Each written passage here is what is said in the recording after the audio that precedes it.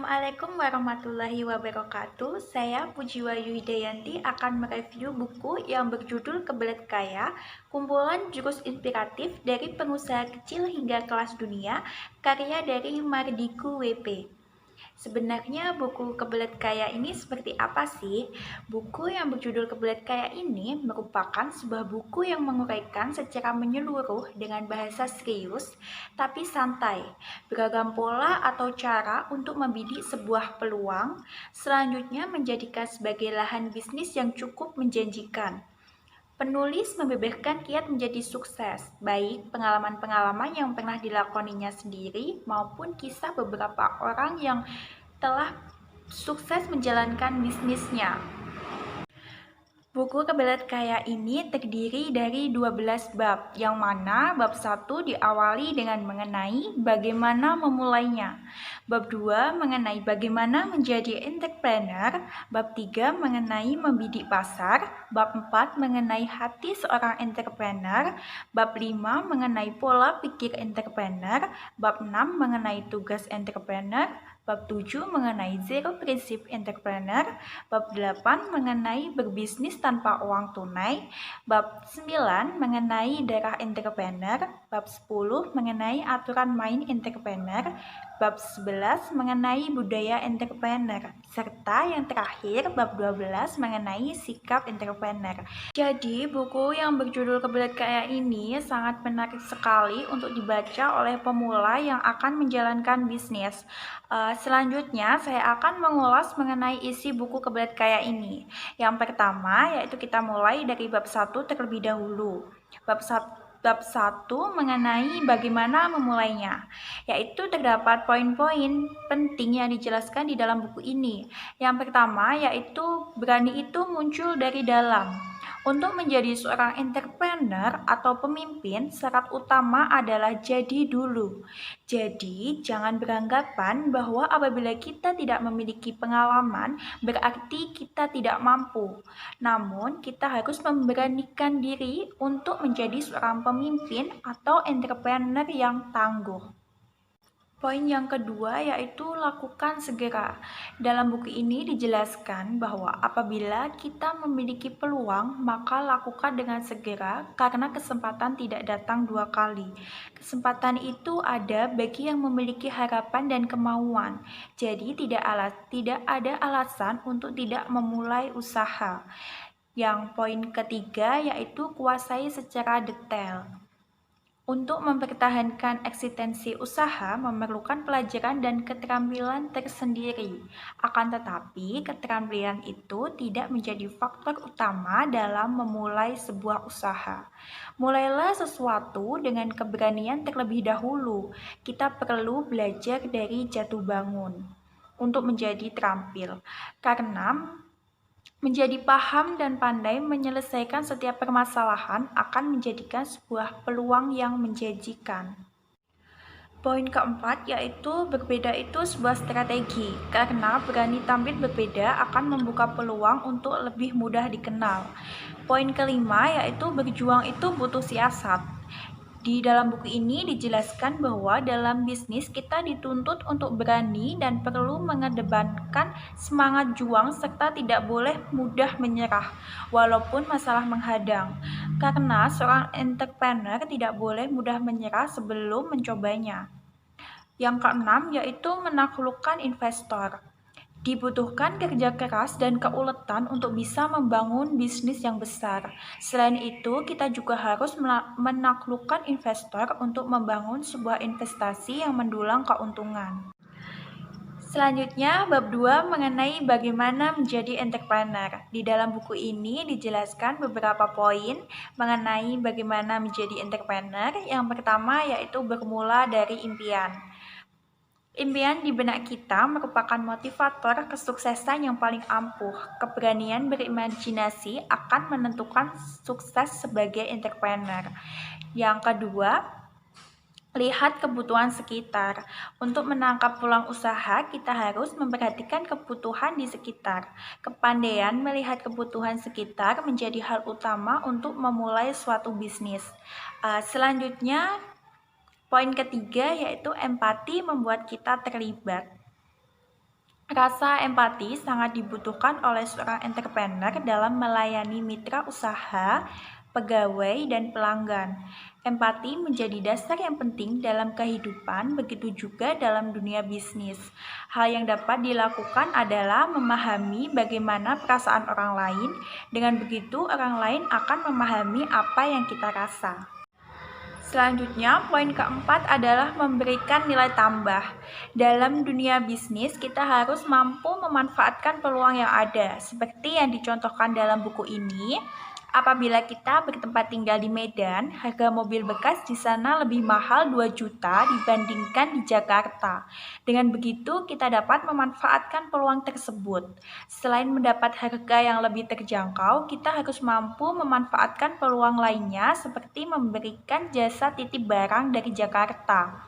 Sehingga ruang mobil belakang bermanfaat untuk menampung titipan dari orderan jasa kita, yang berarti kita akan mendapat keuntungan ganda. Kepandaian berbisnis seperti ini harus kita asah terus-menerus. Setiap bisnis akan memberi peluang bisnis yang lain. Itulah yang dimaksud dengan sebuah nilai tambah.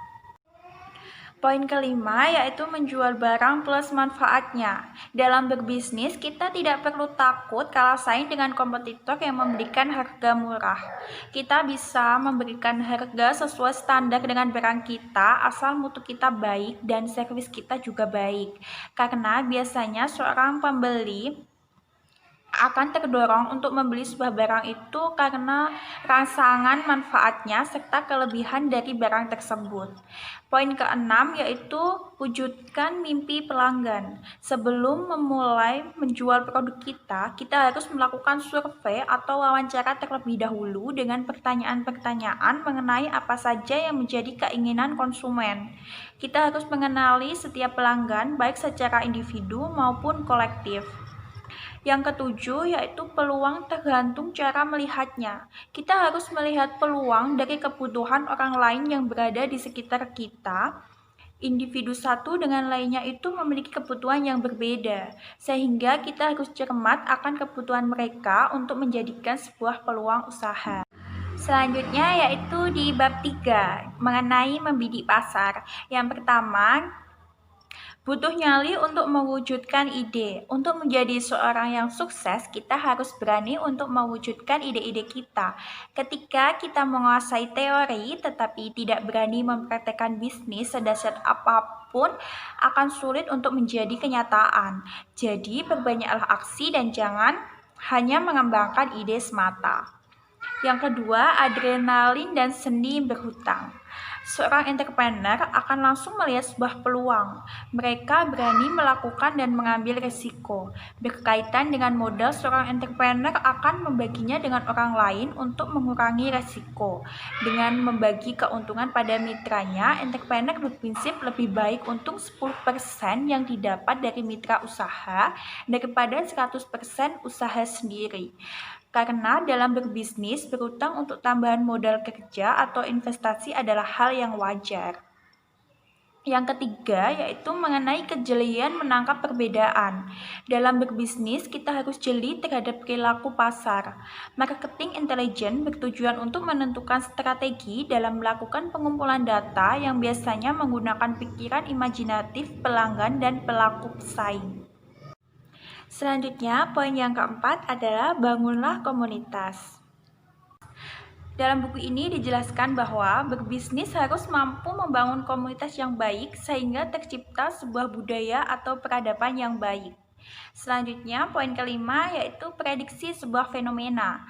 Kemampuan kita memprediksi sebuah fenomena akan terlihat lebih matang ketika kita membaca sebuah peluang usaha. Kemampuan ini akan membuat kita lebih aman karena kita sudah lebih dahulu memprediksi pasar, sehingga asah terus kemampuan kita dalam memprediksi sebuah fenomena. Keenam, komentator bukan aktor. Seorang entrepreneur harus cepat memanfaatkan peluang, karena apabila kita terlalu lama menyimpan ide kita akan kalah dengan entrepreneur yang lain yang lebih cepat memanfaatkan peluang. Berbisnis itu berada di jalur cepat. Jika kita tidak mengambilnya, orang lain akan menyambarnya. Selanjutnya, bab 4 mengenai hati seorang entrepreneur. Dalam bab ini juga terdapat poin-poin yang sangat menarik sekali. Poin pertama yaitu belajar sambil mengerjakan. Untuk menjadi pengusaha yang handal, kita tidak perlu memiliki pengalaman terlebih dahulu. Jika kita akan memulai usaha, tidak perlu terlalu berpikir panjang atau merencanakan sesuatu yang muluk-muluk. Tidak ada alasan bagi kita untuk tidak memulai usaha walaupun tidak ada pengalaman. Kemampuan itu tumbuh jika kita menjalankannya, bukan hanya sekedar memikirkannya. Poin kedua, belajar dari kesuksesan. Jangan terlena dengan kesuksesan yang dapat menjerumuskan, karena itu pandai-pandailah mengelola kesuksesan agar tidak menjadi bumerang bagi diri kita sendiri. Sebuah keberhasilan sifatnya hanya sementara, karena setelah itu akan ada lagi persoalan. Persoalan dalam bisnis akan terus-menerus muncul lagi. Untuk itu, kita harus bisa memahami persoalan tersebut dengan baik. Poin ketiga yaitu mengelola kegagalan. Jika kita ingin sukses, maka kita harus siap untuk menerima kegagalan. Jika ternyata pilihan kita menjumpai kegagalan, jangan murung dan menghabiskan waktu untuk memikirkan mengapa kita gagal. Yang harus kita lakukan adalah membuat satu inovasi lain. Semakin sering kita gagal, kita akan semakin jeli dan pintar dalam melihat sebuah peluang. Poin keempat yaitu mengelola stres. Jangan pernah membuat keputusan dalam kondisi stres. Kondisi panik hanya akan menghasilkan keputusan yang salah dan seringkali merugikan. Permasalahan bukan hal yang harus dihindari, tetapi harus dihadapi karena semua pasti ada jalan keluarnya. Yang kelima yaitu fokus pada masalah. Seorang entrepreneur harus fokus pada masalah yang dihadapi dengan ketajaman dan ketelatenan. Tetap fokus pada bisnis dan tetap menjalankan seperti biasa. Selama kita mampu memfokuskan pada satu hal, segala peluang akan terlihat dengan jelas. Yang keenam, mencari cara terbaik. Usaha akan berjalan dengan lancar dengan dukungan dari pihak-pihak yang terkait, misalnya dengan produsen dan konsumen. Karena bisnis yang unggul adalah bisnis yang mengutamakan hal-hal secara personal dan menyentuh konsumennya secara emosional. Selanjutnya yaitu bab 5 mengenai pola pikir entrepreneur. Poin pertama, selalu di pinggir jurang. Itu artinya dalam berbisnis kita harus hidup seolah-olah di pinggir jurang, seperti orang yang punya kewajiban atau utang besar, selalu haus pada peluang dan tantangan agar membuat hari menjadi lebih bernilai, sehingga dapat menghargai sebuah proses dan hasil.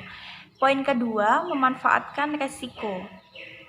Entrepreneur sejati adalah seorang yang berani mengambil sebuah resiko dengan kalkulator TRIS, yaitu sudah memperhitungkan terlebih dahulu resiko yang mungkin terjadi. Keberanian mengambil resiko menjadi modal utama dalam bisnis. Poin ketiga yaitu cerdas melihat peluang. Seorang entrepreneur sejati adalah mereka yang sangat pandai melihat sebuah peluang dimanapun dan bagaimanapun kondisinya. Entrepreneur sejati tidak bisa membiarkan begitu saja sebuah peluang yang dilihatnya. Hasratnya akan tinggi untuk langsung bereaksi ketika melihat peluang. Poin keempat, jangan cepat puas. Begitu tercapai apa yang dicita-citakan, seorang entrepreneur akan langsung membuat sesuatu yang baru. Ketika target tercapai, target yang lebih tinggi dipasang, seakan tidak pernah berimbang. Karena di sanalah kehidupan berputar dinamis. Untuk sukses, kita harus benar-benar ahli di bidang tersebut. Lakukan penyempurnaan dalam setiap bisnis kita dan jangan puas terhadap hasil yang kita peroleh. Selanjutnya, bab 6 mengenai tugas entrepreneur. Di sini poin-poinnya sangat menarik sekali. Yang pertama yaitu kreatif itu berbeda. Artinya, jiwa kreatif kita sebagai entrepreneur sangat dibutuhkan. Jadi, jangan pernah membuang waktu berdiam lama karena sebuah kegagalan. Carilah inovasi lain agar bisnis tetap berjalan serta dapat memberdayakan dan menjadikan karyawan sebagai aset yang berharga. Poin kedua yaitu mengelola sumber daya. Ini artinya seorang manajer yang handal harus mampu berkoordinasi dengan SDM yang dimilikinya. Sebuah tim yang solid sangat dibutuhkan untuk menjalankan sebuah bisnis. Karena dari tim yang solid lahirlah sebuah manajemen yang baik. Dari tim yang solid akan selalu muncul ide-ide atau pembaharuan untuk bisnis. Poin ketiga yaitu komunikasi itu seni. Seorang entrepreneur diwajibkan memiliki soft skill, yaitu keterampilan seseorang dalam mengendalikan. Hal ini sangat mempengaruhi kesuksesan seseorang dalam pembawaan diri, bersosialisasi, dan berbisnis. Seseorang dengan soft skill yang tinggi pasti mempunyai hubungan pribadi yang baik. Yang terakhir yaitu insting kepemimpinan. Kita tidak perlu menunggu suatu keadaan untuk membuat kita menjadi seorang pemimpin, tetapi justru kita yang mengendalikan situasi agar jiwa leadership kita muncul. Selanjutnya di bab 7 yaitu mengenai Zero Principle Entrepreneur. Yang pertama, mulailah dari nol. Modal seorang entrepreneur bukan hanya uang, tetapi juga keterampilan, jaringan, vendor, penyuplai produk, dan masih banyak lagi. Itulah aset utama seorang pebisnis. Ada beragam cara untuk mendapatkan modal-modal tersebut. Salah satunya adalah memanfaatkan pertemanan kita dengan banyak orang. Bangunlah sebuah kepercayaan dan keyakinan dalam hubungan pertemanan. Bukan bermaksud memanfaatkan situasi, akan tetapi satu sama lain harus saling menguntungkan, yaitu terciptanya sebuah mutualisme yang sinergis. Poin kedua yaitu jujur dalam bisnis. Entrepreneur sejati harus menjaga kepuasan terhadap pelanggan dengan menumbuhkan kepercayaan dengan kejujuran. Poin yang ketiga yaitu zero min atau mengosongkan pikiran. Ini artinya mengosongkan pikiran dapat memberikan manfaat untuk memperkaya kreativitas dan mempercepat refleks bisnis. Selanjutnya yaitu bab 8 mengenai berbisnis tanpa uang tunai. Yang pertama, bukan mencari tetapi dicari oleh modal. Ini artinya berbisnis tidak perlu dari modal sendiri, akan tetapi dapat menggunakan modal dari pihak lain atau uang muka yang diputar-putar saja. Yang terpenting, manajemen keuangannya itu kuat. Yang kedua yaitu kerjasama modal. Dalam berbisnis, kita memerlukan kerjasama modal yang artinya bekerjasama dengan orang lain yang sudah ahli dan kita sebagai pemilik modal uang. Poin ketiga adalah bagi hasil yang menguntungkan. Bisnis tanpa uang tunai bisa juga diawali dengan konsep bagi hasil. Hasil penjualan dibagi menurut perjanjian. Biasanya angka pembagian yang sering digunakan adalah 50/50. Bagi hasil biasanya lebih menarik jika hubungan kita dengan relasi adalah persahabatan yang terjalin lama. Poin keempat, menjadi perantara. Ini artinya menjadi perantara ketika kita memulai berwirausaha sangat disarankan karena banyak prinsip kewirausahaan yang dapat dipraktekkan. Poin kelima, barter dengan pemasok.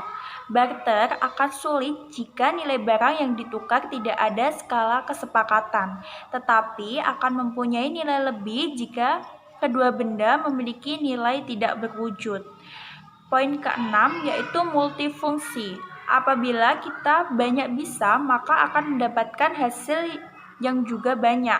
Kita harus haus akan ilmu agar memiliki semangat belajar mengenai hal-hal baru serta mengisi hari dengan kegiatan yang baru. Selanjutnya di bab 9 yaitu mengenai darah entrepreneur. Terdapat poin-poin yang sangat penting juga, yaitu yang pertama, 1. Penilai karakter yang baik. Bagi para entrepreneur, latihan memahami, mengenal, dan menilai karakter perlu dilakukan. Pengalaman ini harus senantiasa diasah selama berwirausaha. Poin kedua, mengenai orientasi pada pelayanan. Pelayanan yang prima pada pelanggan akan memberikan simpati dan kepuasan. Bahkan kita dapat menentukan peluang bisnis pada pelanggan. Seorang pebisnis harus menyajikan sebuah servis yang baik dan bermutu. Kunci sukses sebuah usaha juga ditentukan oleh kepuasan pelanggan.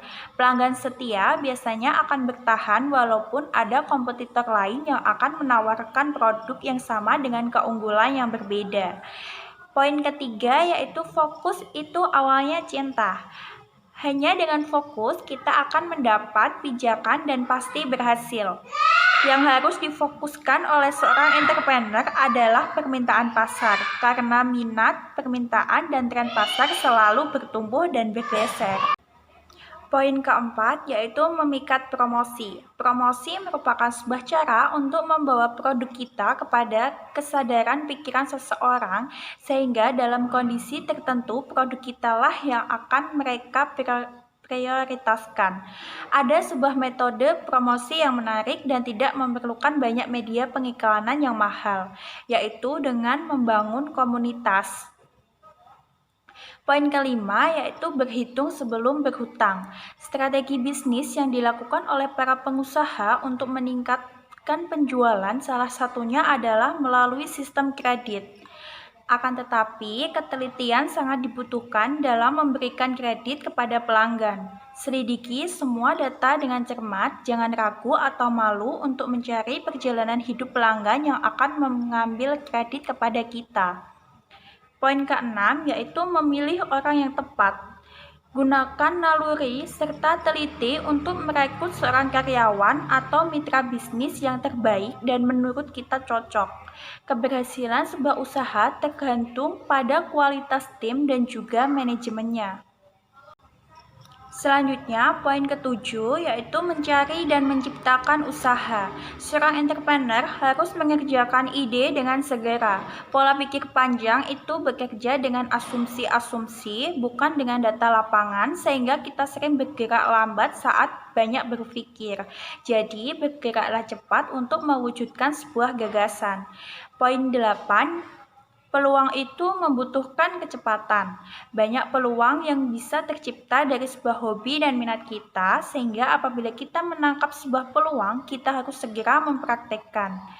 Poin ke-9 mengenai sosialisasi dan promosi. Seorang entrepreneur sangat disarankan mempunyai jiwa sosial yang tinggi sehingga dapat dikenal di lingkungan sekitar. Sosialisasi yang baik tentunya akan menjadi sarana promosi yang bagus, dan pastinya kita tidak membutuhkan biaya yang besar untuk mengiklankan produk kita. Poin ke-10 yaitu pandangan jauh ke depan. Kesuksesan berawal dari impian dan strategi untuk mencapainya. Selain itu, kita harus kuat menabung dan berasuransi karena perilaku tersebut adalah sebuah visi yang sangat jauh ke depan. Menabung atau berasuransi hasilnya akan dirasakan setelah 20 tahun atau bahkan mungkin lebih. Menabung merupakan bagian dari strategi masa depan. Selanjutnya di bab 10 mengenai aturan main entrepreneur. Poin pertama, berpikir positif. Bagi seorang entrepreneur, berpikir dan berperilaku positif akan banyak mendatangkan rezeki dan energi positif. Jika suatu kerja dan tanggung jawab masing-masing divisi dilaksanakan dengan sikap positif, pelanggan akan langsung dapat merasakan suasana tersebut pada produk dan jasa yang kita jual. Poin kedua, jangan pelit ilmu.